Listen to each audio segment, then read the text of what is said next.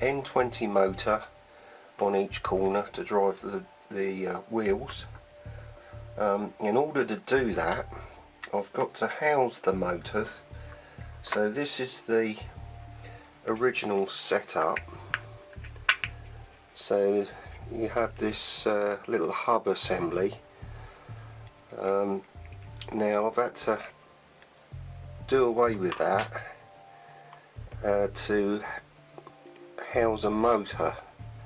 So the plan is, at the moment, I'm just using this as a guide to work this out. So the plan is that the motor, the N20 motor, will go in there with the output shaft stuck in there, and then somehow attach this wheel onto the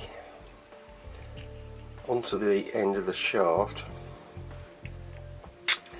and then fit it into the chassis. Now I've made up this front axle assembly because the arms, the lower arms sticking out, were at two different levels.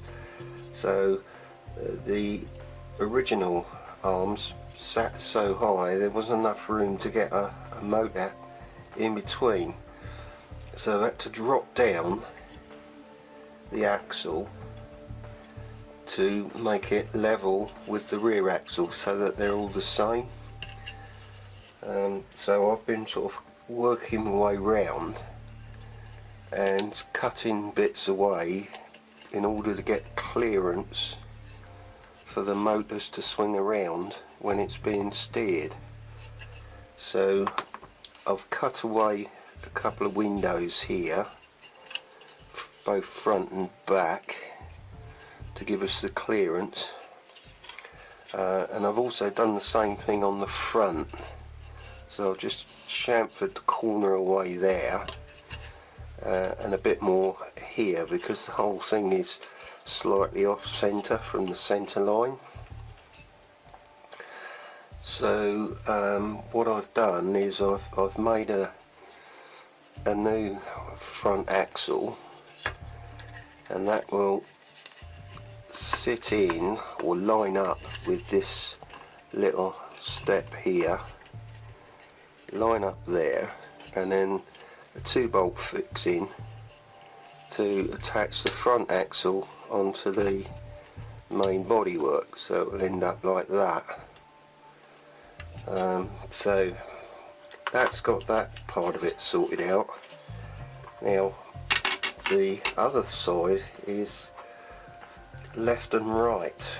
So looking at this motor housing, this is a right hand front, or a left hand rear.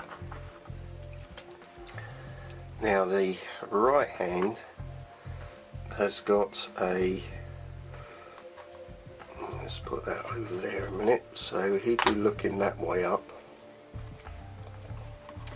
It's got a 6mm hole in the bottom and a 5mm in the top.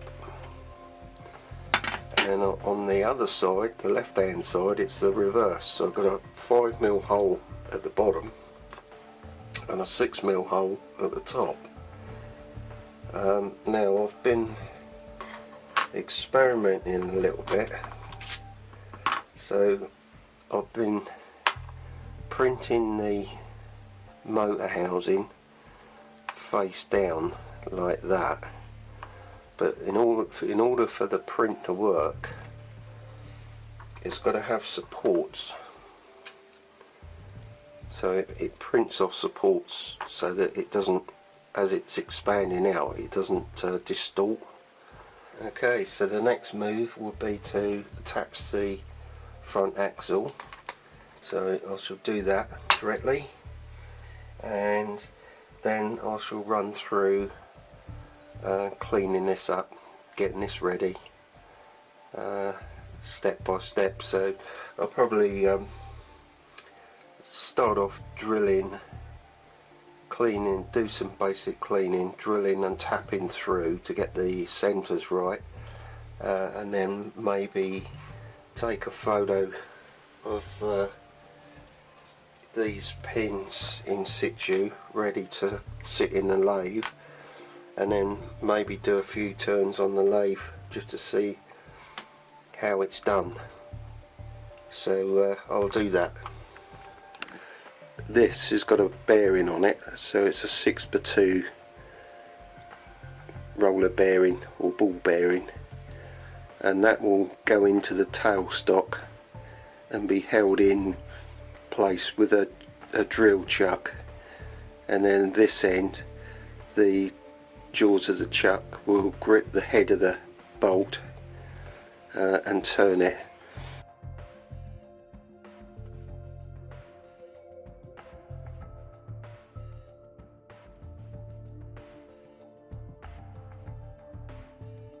So these have been through the lathe, so they're turned down now to the correct size.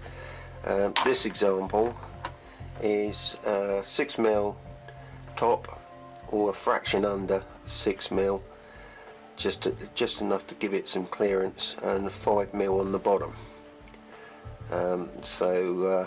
Yeah, paying attention to the different sizes. I've also been round and fitted the Mudgaurds, and I've come to the last one now, so I thought I'd better demonstrate how I've done it. So this little square here and the one the other side there with a slot in it, they're set in 5.5mm down. Okay, so looking at the original hub, I have to get quite an accurate reading to give us the clearance between the tyre and the bottom of the mudguard, and also this piece here which runs around the inside of the wheel rim. So I need some sort of data point, so I took a measurement from the centre and took a measurement to the centre hole. So I got a reading of 35mm. So the last mudguard is ready to be fitted.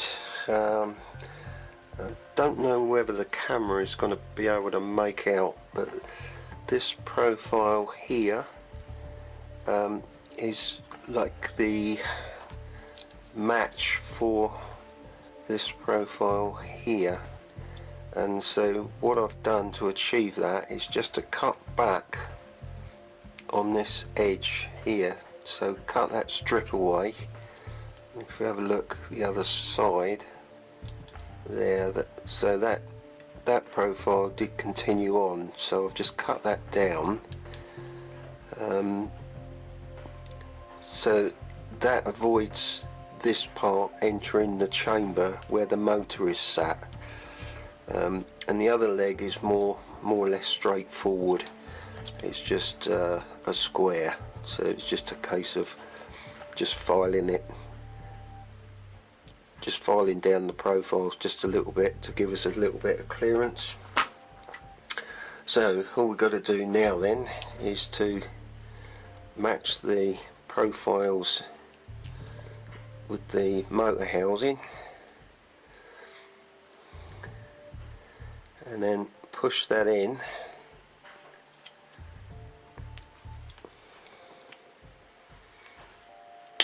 That's it. So he sits flush. Okay, so it looks like it's made for the job, and just a final measurement. So we'll just take a measurement of there, and we're looking at 34, 35. So we're in tolerances there, so that would actually fit nicely. There's enough clearance both inside and outside so that's pretty much bang on, but you can always adjust it anyway. That's ready to go in the last corner.